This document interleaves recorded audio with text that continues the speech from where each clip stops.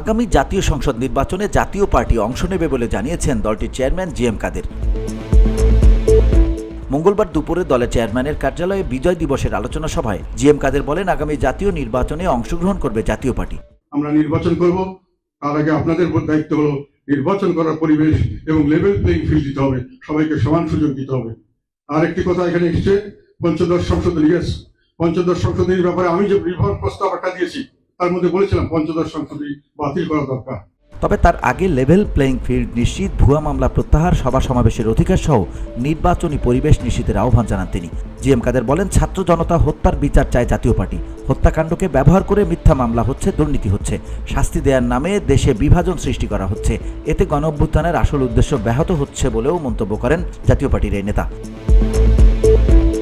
GM কাদের আরও বলেন, যেভাবে হানাহানি ঘটছে তাতে আগামীতে দেশ আবারও অন্ধকারে যেতে পারে। এ সময় তত্ত্বাবধায়ক ব্যবস্থা ফিরে আসায় হাইকোর্টের রায়কে স্বাগত জানান জাতীয় পার্টির এই শীর্ষ নেতা। VOD Bangla news desk.